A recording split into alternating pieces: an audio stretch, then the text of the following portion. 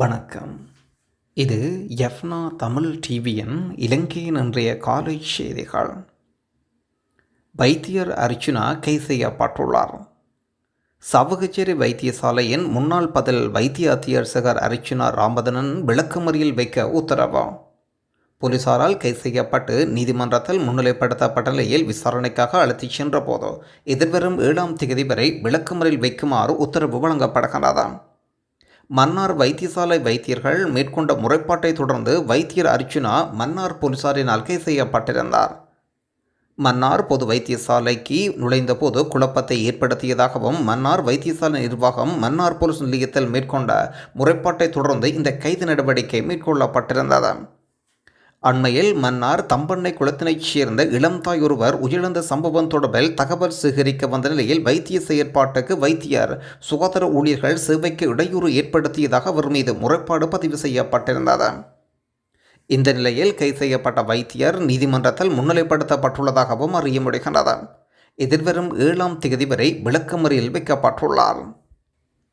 சிக்கல்கள் இருந்தாலும் புதிய ஜனாதிபதியாகும் முக்கியஸ்தர்கள். இலங்கையில் தற்பொழுது ஜனாதிபதி தேர்தலுக்கான திகதிகள் அறிவிக்கப்பட்ட நிலையில் நாட்டின் அரசியல் களம் சூடுபிடிக்கின்றது. பிரதான அரசியல் தலைவர்கள் உட்பட 10க்கும் அதிகமான வேட்பாளர்கள் இம்முறை தேர்தலில் களம் காண்கின்றனர். இந்த நிலையில் அண்மையில் சில நாட்களாக ஜனாதிபதி ரணில் விக்ரமசிங்கவுக்கு ஆதரவு தெரிவித்து அவரோடு இணைந்து கொள்ளும் எதிர்த்தரப்பினர் எண்ணிக்கை வேகமாக அதிகரிக்கின்றது. கடந்த ஒரு மாதத்துக்கு மேலாக ஜனாதிபதி ரணிலுக்கு சமூக ரீதியாகவும் அரசியல் ரீதியாகவும் ஆதரவு மிகவும் அதிகரித்திருப்பதை காணக்கூடியதாக இருக்கின்றது. சஜித் பிரேமதாச ரணிலுக்கு இடையில் போட்டித்தன்மை அதிகமாக காணப்படும் என்றும் அனுரகுமார திசாநாயக்காவுக்கு அதில் வெல்வதற்கான வாய்ப்புகள் மிக குறைவு என்பதை அவதானிக்க முடிகின்றது. மட்டக்களப்பில் பிரபல பெண்கள் பாடசாலை மாணவியுடன் சர்ச்சையில் சிக்கிய பிள்ளையான். மட்டக்களப்பு மாவட்ட ஒரு சில மக்கள் இணைந்து அமைச்சர்கள் அமைச்சு பதவிகள் வேண்டும் என்று சொல்லி உருவாக்கிவிட்டார்கள். இதுவே எமது மாவட்டத்துக்கான சாபக்கேடாக மாறிவிட்டது. மட்டக்களப்பு மாவட்ட தமிழ் தேசிய கூட்டமைப்பின் நாடாளுமன்ற உறுப்பினர் சாணக்கியன் அறிவித்திருக்கின்றார். பன்முகப்படுத்தப்பட்ட நிதி ஒதுக்கீட்டின் மூலம் புனருத்தானம் செய்யப்பட்ட கிரான் ஆதிவைரவர் ஆலயத்தின் புனரமைப்பு பணிகள் பார்வையிடுவதற்கு வருகை நிலையில் சாணக்கியன் ஆலயவழி 3இல் இடம்பெற்ற மக்கள் சந்திப்பில் கலந்து கொண்டார். மட்டக்களப்பு மாவட்டத்துக்கான குடிநீர் திட்டத்தை கொண்டு வந்தபோது அம்பாறை மாவட்டத்தில் மாற்றிவிட்டார்கள். இவ்வாறு பல விடயங்கள் அவர் தடுக்கின்றார். இந்த நிலையில் மட்டக்களப்பு மதபானை பிரச்சினையிலும் கூட இன்னும் தீர்வு எட்டப்படாமல் இருக்கின்றது.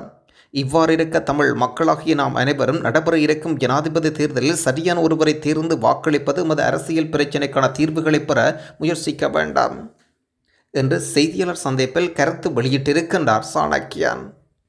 அரசாங்கத்துக்கு விழுந்த பெரிய அடியொன்றோ. இதுவரை நடைமுறையிலிருந்து இருந்து வரும் சர்ச்சைக்குரிய வெளிநாட்டு கம்பெனிகளால் கையாளப்பட்டு வந்த இலங்கைக்கான முறைகேடான இணையவழி இ-விசா தொடர்பில் அமைச்சரவையின் தீர்மானத்தை வலுவற்றதாக்குமாறு கோரி பாராளுமன்ற உறுப்பினர்கள் ஹக்கீம், ஜனாதிபதி சட்டத்தரணி சுமந்திரன், பாட்டாளி சம்பிக்க ரணவுக் ஆகியோர் இன்றும் சில தரப்பினர் தகவல் செய்த வழக்குகள் உயர் நீதிமன்றத்தில் நீண்ட நேரமாக பாதிக்கப்பட்ட பின்னர் இந்த வழக்கை முற்றாக விசாரித்து முடிக்கும் வரை இடைக்கால தடை உத்தரவு வழங்கப்படுகின்றது உயர் நீதிமன்றத்தினால்.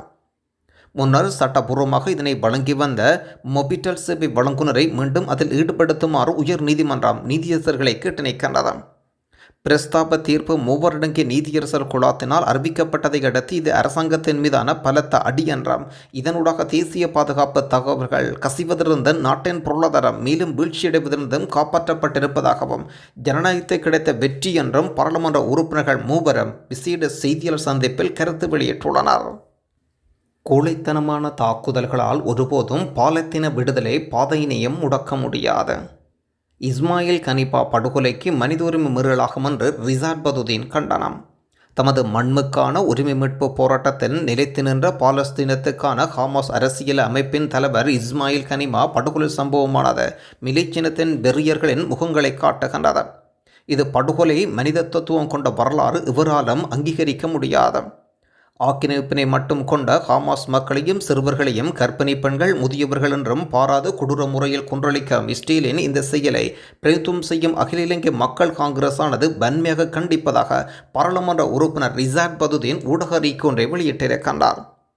இலங்கை பாலஸ்தீன உறவு என்பது பல ஆண்டுகள் நெருக்கமாடாது. இந்த உறவானது எம்மிலிருந்து பிரிக்க முடியாது என்றும் என்பதனால் இழப்புகளில் வேதனை உணர்கின்றோம். அப்பட்டமான மனித உரிமை மீறப்பட்டிருப்பதாகவும் இந்த படுகொலை காணப்படுவதாகவும் எல்லை மீற தக்க பாடம் உணர்த்தப்படும் என்றும் இஸ்ரேலின் தாக்குதலில் கொல்லப்பட்ட ஹமாஸ் அமைப்பின் தலைவர் இஸ்மாயில் கனிபாவின் மறைவுக்கு எமது கட்சி ஆழ்ந்த இரங்கலை வெளிப்படுத்துவதாகவும் ரிசார்பதினுடைய ஊடக அறிக்கை அமைந்து செல்கிறது. யாழ்ப்பாணத்தில் ஊடக சந்திப்பினை மேற்கொண்டார் ஜனாதிபதி ரணில் விக்ரமசிங்க. இனப்பிரச்சினைக்கு தீர்வு வழங்க வேண்டியது அவசியம் என்பதை தான் ஏற்றுக்கொள்வதாக தெரிவித்த ஜனாதிபதி ரணில் விக்ரமசிங்க இனமத பேதங்களின்றி நாட்டியெழுப்பு கட்டியெழுப்பும் வேலைத்திட்டத்துடன் இலங்கையர் என்ற வகையில் அனைவரும் ஒன்றுபட வேண்டும் என்று வேண்டுகோள் வைக்கின்றார். ஜனாதிபதி ரணில் விக்ரமசிங்க யாழ்ப்பாணத்தில் இருக்கும் உதயன் பணிமனைக்கு சென்றதோடு அதன் ஊழியர்களையும் ஏனைய ஊடகவியர்களையும் சந்தித்திருக்கின்றார். உதயன் பத்திரிகை பணிமனை பிரதான நிறைவேற்று அதிகாரி முன்னாள் பாராளுமன்ற உறுப்பினர் சரவணபவன் தலைமையில் ஆசிரியர் பிரபாகரன் ஆகியோர் ஜனாதிபதியை வரவேற்றனர். இதையடுத்து ஊடக சந்திப்பில் கலந்துரையாடிய ஜனாதிபதி அவர்களின் கேள்விகளுக்கு சாதகமான பதில்கள் வழங்கியிருக்கின்றார். நாட்டை வங்குரோத்து அடைந்த நிலையிலிருந்து மீட்க வேண்டும் என்பது முதல் பிரச்சினை என்றாம். கடந்த ஜூன் மாதத்தில் அந்த பிரச்சினை நிறைவுக்கு கொண்டு வர முடிந்தமையாகவும் ஏனைய பிரச்சினைகள் தீர்வு வழங்குவது குறித்து சிந்தித்து வருவதாகவும் தெரிவித்திருக்கின்றார். கடந்த நாட்களில் யாழ்ப்பாணத்தில் மேற்கொண்ட சுற்றுப்பயணங்களின் போது இளைஞர்கள் பெரும்பாலும் தொழில் வாய்ப்புகள் தொடர்பிலான கோரிக்கைகளை முன்வைக்கின்றனர். வடக்கிலும் தெற்கிலும் இளையோரின் எதிர்பார்ப்புகளில் வேறுபாடுகள் தெரியவில்லை. மாகாண சபை வலுவூட்டி அந்தந்த மாகாணங்களின் அபிவிருத்திக்கான பரந்தளவிலான வாய்ப்புகளை ஏற்படுத்தி கொடுப்பது தமது நோக்கம் என்றும் செய்தியாளர் சந்திப்பில் கருத்து வெளியிட்டிருக்கின்றார் ரணில் விக்ரமசிங்க. யாழ்ப்பாணத்தில் இடம்பெற்ற கோர விபத்தொன்றில் பெண்மணி ஒருவர் உயிரிழந்திருக்கின்றார். யாழ்ப்பாணம் சுன்னகம் பகுதியில் இடம்பெற்ற வீதி விபத்தில் பெண்ணொருவர் உயிரிழந்திருப்பதுடன் சங்கானை பகுதியினைச் சேர்ந்த 51 வயதான பெண் ஒருவரை உயிரிழந்திருக்கின்றார். யாழ்ப்பாணம் காங்கேசுந்தர வீதியில் சுன்னாக சந்தைக்கு அருகில் மோட்டார் சைக்கிளும் வேனொன்று மோதியதில் இந்த விபத்து இடம்பெற்றுள்ளது. விபத்தில் மோட்டார் சைக்கிளில் பின்னால் அமர்ந்த பயணித்த பெண் படுகாயமடைந்த நிலையில் வைத்தியசாலைக்கு கொண்டு செல்லப்பட்ட நிலையில் உயிரிழந்திருக்கின்றார். விபத்து தொடர்பில் வேனின் சாரதி கைது செய்யப்பட்டிருப்பதுடன் சுன்னகம் போலீசார் மேலதிக விசாரணைகளை மேற்கொண்டு வருகின்றனர். ரணில் விக்ரமசிங்க அனந்தி சசிதரன் ரகசிய சந்திப்பு. யாழ்ப்பாணத்துக்கு விசேட விஜயம் செய்திருக்கும் ஜனாதிபதி ரணில் விக்ரமசிங்கவுக்கும் வடமாகாண சபை முன்னாள் உறுப்பினர் அனந்தி சசிதரனுக்கும் இடையில் ரகசிய சந்திப்பு ஒன்று இடம்பெற்றுள்ளது. ஜனாதிபதி தேர்தலில் தனக்கு ஆதரவு தர தயாராக இருப்பதாக தரப்புகளுடன் ரணில் விக்ரமசிங்கே பேச்சு நடத்தி வருகின்றார். அங்கஜன் ராமநாதன் ஏற்பாடு செய்த நிகழ்வில் கலந்து கொண்டிருக்கின்றார். அடுத்த தேர்தலில் சுதந்திர கட்சியிலிருந்து பல்டியெடுத்து ரணிலை ஆதரிக்க அங்கஜன் முடிவு செய்ததை தொடர்ந்து இந்த சந்திப்புகள் நடைபெற்றிருக்கின்றன. இந்த வரிசையில் யாழ்ப்பாண நகரில் சொகுசு கொடலில் ஜனாதிபதி ரணிலை அணிந்து சந்தித்து தனது ஆதரவை வெளிப்படுத்தியிருக்கின்றார். தமிழ் பொது வேட்பாளர் பெயரில் நீதிபதி இளஞ்செழியனின் பெயர் உட்பட்ட பலரின் பெயர்கள் உள்ளடக்கம். 2024ஆம் ஆண்டு ஜனாதிபதி தேர்தலில் தமிழ் பொது வேட்பாளர் ஒருவரை நிறுத்துவதென்றும் ஜூலை 22ஆம் தேதி அன்று யாழ்ப்பாணத்தில் தந்தை செல்வா கலையரங்கில் கைச்சாத்திடப்பட்ட புரிந்துணர்வு உடன்படிக்கையினூடாக தமிழ் தேசிய பொதுக்கூட்டமைப்பு அறிவித்திருக்கின்றனர். தமிழ் மக்கள் பொதுச்சபையும் தமிழ் தேசிய கட்சிகளான 7 தமிழ் கட்சிகளும் சேர்ந்து இந்த பொது கட்டமைப்பினை உருவாக்கியிருப்பதனால் பொது வேட்பாளர் நிச்சயம் நிறுத்தப்படுகின்ற நம்பிக்கையும் அந்த நபர் யார் என்ற எதிர்பார்ப்பும் பரவலாக காணப்படுகின்றது.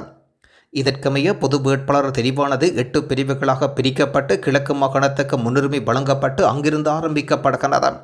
அதன் அடிப்படையில் கிழக்கு மாகாணத்திலிருந்து பொதுநிலை பெண் பொதுநிலை ஆண், வடமாகாணத்திலிருந்து பொதுநிலை பெண் பொதுநிலை ஆண், கிழக்கு மாகாணத்திலும் இந்த வரிசைகள் தொடர்கின்றன. இந்த ஒழுங்கில் முன்மொழியப்படுபவர்கள் மேலதிகமாக அவர்களின் அறிவு, அனுபவம், தமிழ் தேசிய நிலைப்பாட்டில் உறுதித்தன்மை போன்ற விடயங்கள் பட்டியலிடப்பட்டு தேர்வு குழுவினால் பரிசீலிக்கப்படும். அதனைத் தொடர்ந்து பரிந்துரை செய்யப்பட்ட பெயர்களுக்குரிய நபர்கள் தொடர்பு கொண்டு அவர்களின் விருப்பம் குறித்து வினவப்படும். இதனைத் தொடர்ந்து அவர்கள் சம்மதம் தெரிவிக்கும் பட்சத்தில் அதில் யார் மிக பொருத்தமானவர் என்பது ஆராய்ந்து விவாதித்து முடிவெடுக்கப்படும் என்றும் அறிய முடிகின்றது. இதற்கமைய பொது வேட்பாளர் இதுவரை பரிந்துரைக்கப்பட்ட பெயர்கள் நீதிபதி சந்திரமதி கிழக்கு பொதுநிலை மற்றும் லோகநாதன் அம்பாறை வர்த்தக சங்க தலைவர், பரதராஜன் அம்பாறை சிவில் சமூக தலைவர், தண்டாயுதபாணி கிழக்கு மாகாண முன்னாள் கல்வி அமைச்சர், சட்டத்திரணி ரட்னவேல் பொதுநிலை, நீதிபதி இளஞ்செழியன் சட்டத்திரணி, ஸ்தவராசா பொதுநிலை சட்டத்திரணி, புவிதரன் பொதுநிலை மற்றும் பேராசிரியர் சிற்றம்பலம் மற்றும் பொதுநிலை ஓய்வு பெற்ற அதிபர் சிவலிங்கம், பொதுநிலை துரைரட்னம் மற்றும் அரசியல் ஹென்றி அரசியல் மற்றும் யன அரசியல் மற்றும் சுரேஷ் பிரேமிச்சந்திரன் அரசியல், செல்வன் அடைக்கலநாதன் அரசியல், சித்தாந்தன் மற்றும் அரசியல், துளசி அரசியல் வேந்தன், அங்கரநேசன் மற்றும் ஸ்ரீகாந்த மற்றும் சிவசக்தி ஆனந்தன். வெள்ளிமலை அரசியல் கிழக்கு அரியரேந்திரன் என்ற பட்டியல் தொடர்கின்றது. தேர்தலுக்கு பின்னர் காணி போலீஸ் அதிகாரத்துடன் 13 அமலாகும் ஜனாதிபதி சந்திப்பில் சுமந்திரன் சந்திப்பில் இணக்கம். தமிழ் தேசிய பிரச்சினைக்கு ஆக்கப்பூர்வமான தீர்வு காண்பதற்காக முன் ஆயத்தமாக சில நடவடிக்கைகள் உடனடியாக எடுப்பதற்கு இலங்கை தமிழிசை கட்சியின் பேச்சாளரும் யாழ் மாவட்ட நாடாளுமன்ற உறுப்பினருமான சுமந்திரன் ஜனாதிபதி ரணில் விக்ரமசிங்கவுடன் நடத்திய சந்திப்பில் இணக்கம் காணப்படுகின்றது. மாகாண சபை தேர்தல் சட்டம் மூலம் உடனடியாக நாடாளுமன்றத்துக்கு கொண்டு வந்து நிறைவேற்றப்படும் என்றாம். இத்தொடர்பில் சுமந்திரன் தனிநபர் பிரேரணி சமர்ப்பிக்க தயாராக இருப்பதாகவும் ஆகஸ்ட் 22 மற்றும் 23 தேதிகளில் நாடாளுமன்றத்தில் விவாதம் செய்யப்படும். தொடர்ந்து நேற்றைய தினம் மன்னார் வைத்தியசாலைக்கு விசேட விஜயம் மேற்கொண்டிருந்த அர்ச்சுனா தொடர்பான வீடியோ பதிவொன்றையும் பார்வையிட இருக்கின்றோம். நன்றி. මම ඩොක්ටර් අර්ජුනා මේ ඔබතුමා කොහෙද දුවන්නේ? ඉන්නකො පොඩ්ඩක්. නෑ ඔබතුමා කොහෙද දුවන්නේ? ඉන්නකො. දැන් මොකද කතා කරන්නේ? අපි ඉන්නවා මන්නාර.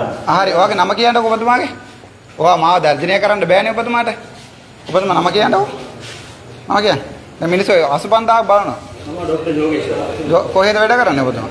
ඔය කොහෙද වැඩ කරන්නේ? එම්මෝ කෙනෙක්ද? එම්මෝ කෙනෙක්ද? ඉතින් ඔයා ඉතින් ඩිරෙක්ටර් වෙන්න බෑනේ ඔබතුමා. පුතා අපි දන්නවා මේ හොස්පිටල් එකේ කවුද ඩිරෙක්ටර් කෙනෙක් කියලා. දන්නවා කවුද කියලා. හරි ඔයා බය නැතුව කියන්න ඉතින්. பாஸ்போர்ட் நீங்க ரெண்டு வீடியோ எடுக்கறாங்க டைரக்டர் பெர்மிஷன் இல்லாம வீடியோ எடுக்கறாங்க என்ன நீங்க வாட்ச் விட்டு வந்திருக்கீங்க நீங்க ஆஹா யோகேஸ்வரன் சொல்லுங்க. நான் அவருக்கு சார்பா இங்க வரையில. வீடியோ எடுக்கறீங்களா நீங்க வாட்ச் போடுங்க வீடியோ எடுக்கறீங்க இங்க வாங்க டாக்டர் யோகேஸ்வரன் நீங்க நினைக்கிற மாதிரி எல்லாம் இங்க செய்யலாது. சரியா? நான் ஒரு மெடிக்கல் அட்மின்.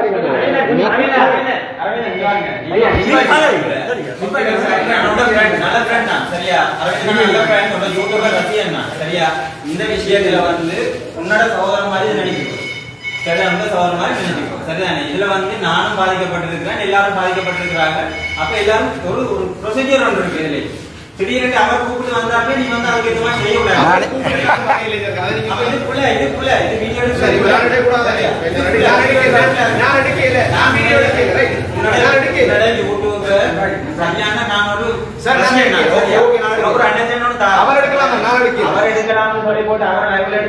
நீங்க கத்தலாம். நீங்க என்ன வேணும்னா கத்தலாம். நீங்க அசாத்துக்கு எதிராக அசாத்துக்கு சார்பா என்ன கத்தலாம். நான் கோர்ஸ் டாக்டர் அசாத்துக்கு சார்பா என்ன கத்தலாம். அப்படியா? நீங்க ஹாஸ்பிட்டல் வந்து கத்தலாம். நான் ஒரு hospital let me talk myself. I am a hospital director as well. இப்பவும் நான் தான். No உங்களுக்கு இங்கிலீஷ் விளங்காதா? சார் உங்களுக்கு தமிழ்ல சொல்லுவானா? ஸோ அப்போ வேற ஹாஸ்பிட்டல் டாக்டர் ஒருத்தர் வந்து கதைக்கல. அனுமதி எடுத்துருக்கு, கால் பண்ணி கதைச்சிருக்கு. அப்படி உங்களோட டிரெக்டர்கிட்ட அடிச்சு கேளுங்க. டிரெக்டர் ஜோகேஸ்வரன் நீங்கள் என்ன சொல்ல வாரீங்க? இதை சொல்ல வந்து நீங்கள் ரைட். நீங்கள் இங்கே ஒர்க் பண்ணுறீங்க? ரைட். நான் ரைட் விளங்கல.